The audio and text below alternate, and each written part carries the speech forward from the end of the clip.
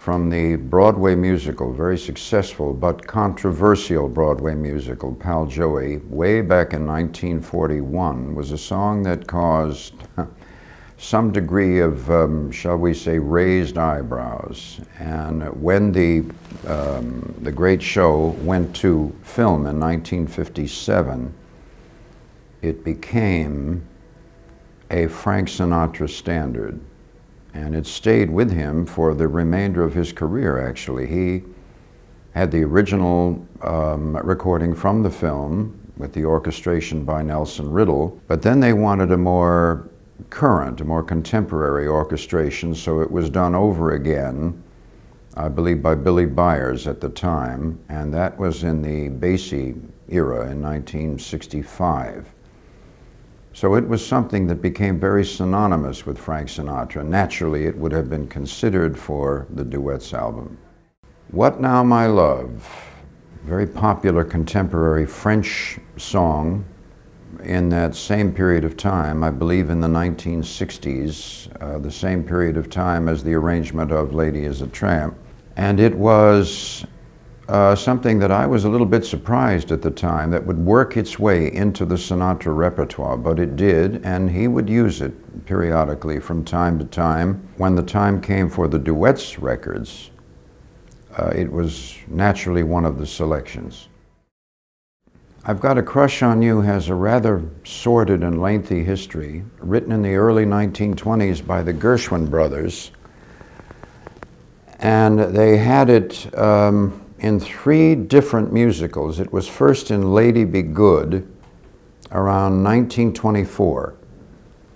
And the response to I've Got a Crush on You was so minimal that the Gershwin brothers removed it from the show. Then it was in another musical in the late 20s called Strike Up the Band. Again, nobody was interested in the song, and again it was pulled.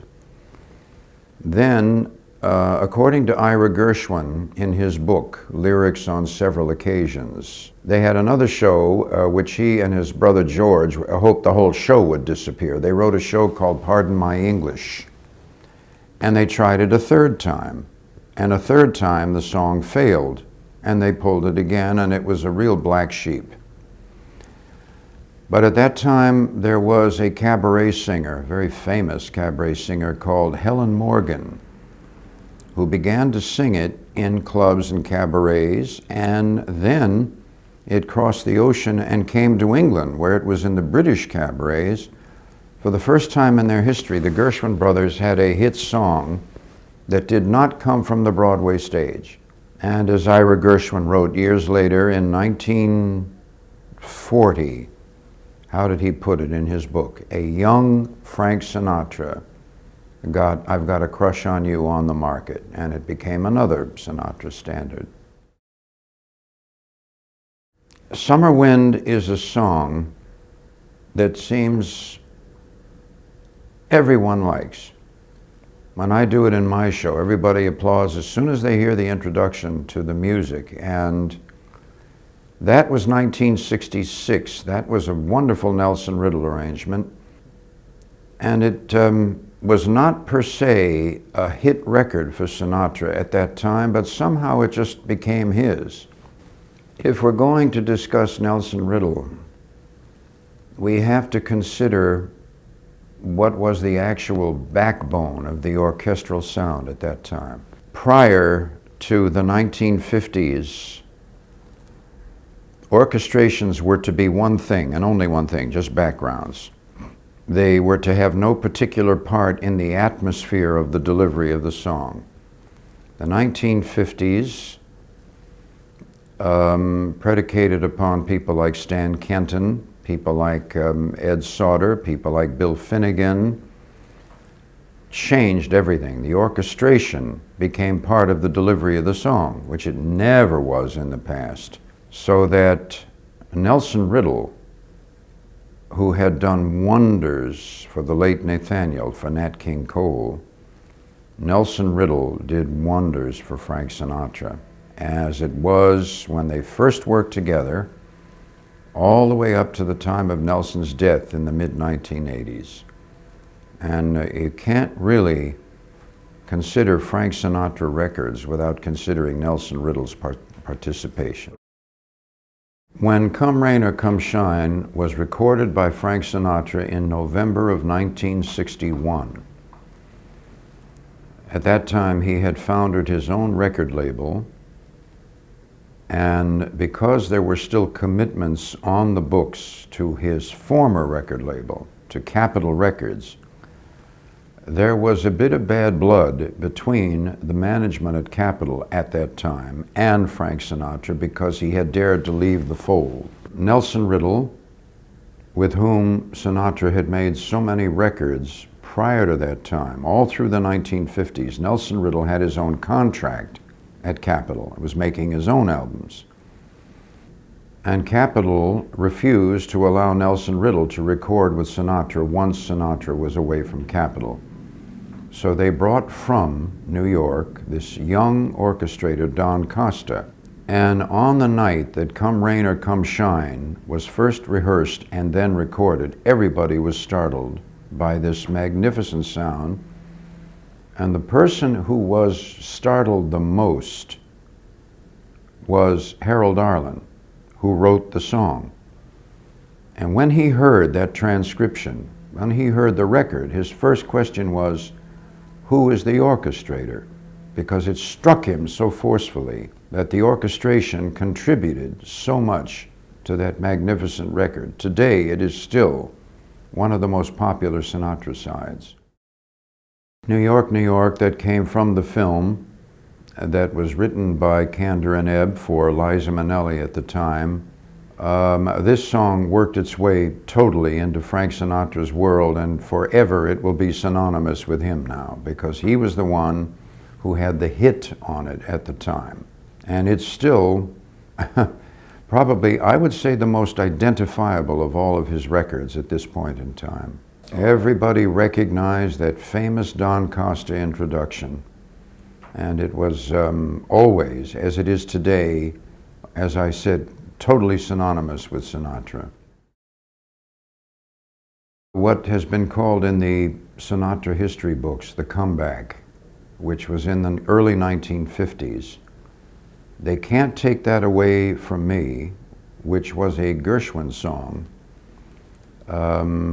was one of the arrangements that was in the Sinatra repertoire at that time. And he lived with it. He loved that song. And he did it first with the arrangement written by a man whose name I believe was George Saravo at the time. And then there was another orchestration of that song written, an inferior orchestration rather, written in the 1960s when they did it again. But it didn't have the same warmth. The great era of the original long-playing record albums began in the mid-1950s. They were making at that time what later became known as concept albums, which were the best art forms of the long-playing album. Those people who embraced the concept albums and made record albums that had a collection of songs, each album, that were related to each other in message, in atmosphere, in content. They were the most artistically creative albums. The ones who ignored it were just plain ignorant. There was such an album, one of the early ones called Songs for Swingin' Lovers, which became not famous, rather infamous for years and decades. It still sells today, and that record is over a half-century old. And that was when he first recorded You Make Me Feel So Young, and it became so popular, and it was such a, what they call feel-good song, that Capitol Records at that time, a man by the name of Murray Wolfe, opened the album with that song. And subsequently, when Sinatra would do programs, concerts in those years, the first song in the show was You Make Me Feel So Young. Tears Out to Dry was originally recorded by Frank Sinatra in the 40s when the song was new. Wee Small Hours came as one of those very infamous concept albums in the mid-1950s. So they paired them together in a brief medley. Carly Simon was probably one of the few people who was actually capable of rendering a good performance of that kind of music. She made albums of that nature of her own. The two songs for Sinatra in the 1950s, both orchestrations by Nelson Riddle, both magnificent orchestrations, remained in his repertoire, in his catalog for the rest of his life. That's what he thought of them. He thought they were that pronounced. He thought they reached the audience that severely. I've Got the World on a String. In the first record date, in the end of April in 1953 with Nelson Riddle, and Nelson Riddle used to talk about it with great affection because this was the first trial orchestration with Nelson Riddle, the first one they did together, and Sinatra loved it. He loved the energy. And here again is another example of what I said earlier. Prior to that time, orchestrations were nothing but background.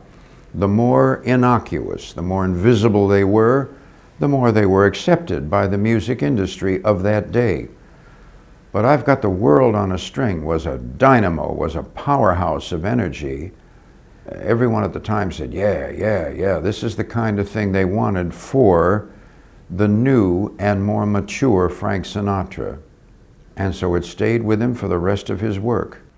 Bearing in mind that prior to 1950, thereabouts, Frank Sinatra was the typical type of singer that existed from the 30s to 1950. He was a crooner. He was in the league with Russ Columbo, with Billy Eckstine, with Bing Crosby, with all the other people who were crooners at that time. The only singers who were energy singers, if you will, were the black singers of the day, and the records they made, the radio industry used to call them the racial records because the world was still so much segregated in those days. But when the energy level came up in the 1950s, within the orchestrations themselves, everybody jumped on board. And I've Got the World on a String was the first Sinatra example.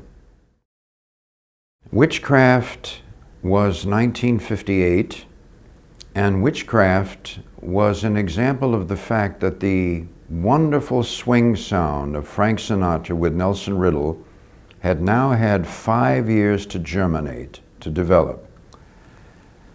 And Nelson Riddle created this wonderful atmosphere, and when you're dealing with a great melody writer, great songwriter, Cy Coleman, who we lost at a terribly young age. Cy Coleman was a genius.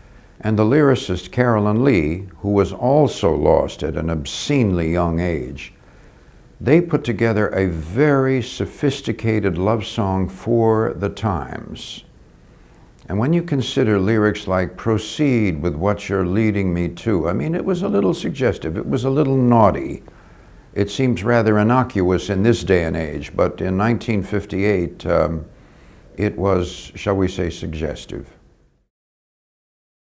I've Got You Under My Skin was a song which obviously had been around for some time. It was a song that Frank Sinatra, I believe, had never recorded before when it came to that same record I described earlier, Songs for Swingin' Lovers. Nelson Riddle's orchestration for that recording stayed in the Sinatra live performance catalog for the rest of his years, and he used to say, every time he would perform that, this was Nelson Riddle's shining hour. And that orchestration, to give you an example, every other orchestrator in the industry tried to copy that exact sound. Many of them tried to copy it for other singers. And it is probably the strongest swing statement that Sinatra and Riddle ever had together. Sinatra had given some recommendations to Nelson Riddle. He said, I want to try something that I don't believe has been done before. in between the two vocal choruses, the orchestrational interlude, we want to try a long, sustained crescendo and let it keep building and building and building, and then burst into what they used to call in the old days of jazz a shout chorus. And I've Got You Under My Skin did exactly that. A wonderful trombone solo by Milt Bernhardt at the time. Nelson Riddle, personally, was astounded at the reaction that that orchestration put together. In the studio the night it was recorded, when the orchestra played that arrangement, all the listeners who happened to be guests in the studio and all the musicians in the orchestra, when they got done running it, they all applauded for Nelson Riddle. They were that astounded, and it was a trendsetter. The trend goes on today. One for My Baby and One More for the Road was never associated with Frank Sinatra when it was written in the 1940s. But he embraced that song, and sometime around 1951, he had been appearing in Las Vegas, and he went into a Las Vegas lounge, and here playing there was this young pianist from Brooklyn by the name of Bill Miller. Sinatra was immediately taken by this magnificent touch that Bill Miller had for the piano. He asked Bill Miller if Mr. Miller would like to work with him. They came together that year in 1951. They were together until Sinatra died, with few exceptions in time. They were together until 1998. And Bill Miller prepared, per his friend Frank Sinatra's instruction, the approach to that song of the lonely, broken-hearted man who walks into a saloon in the dead of night. And there's as there were in so many instances in those days, a bartending piano player sitting there. And Bill Miller took Sinatra at his word and did precisely that. I once asked Bill, who we lost in 2006, I once asked Bill, when did he first create that approach? He said it was 1953, long before they ever recorded it. The first practical application of One for My Baby came the following year in 1954 in the movie Young at Heart, with Sinatra supposedly sitting alone playing the piano, which was really Bill Miller again. No one could recreate that sound.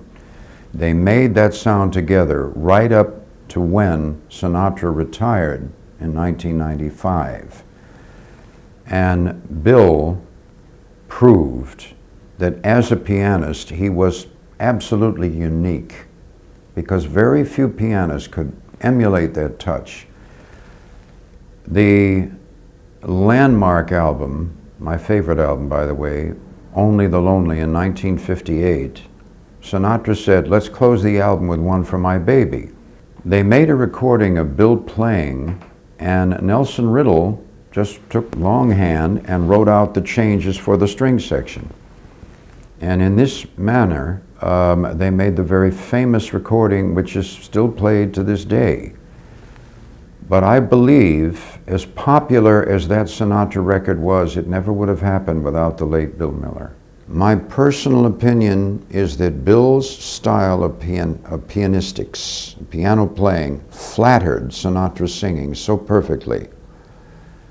And as it happened, from the time they began working together, whenever he was doing television, Sinatra was doing television, or a movie, if there was music to be made, he'd say, and it would be in the contracts, I want Bill Miller, make sure that he does the piano accompaniment. Sometimes this caused some trouble when there were contract musicians in certain studio orchestras through those years, but Sinatra always insisted. Bill Miller knew what to play. More importantly, Bill Miller knew what not to play. He never overplayed. He kept everything simple, and never wasted a note. Every note he played was flattering to the singer and to the song itself.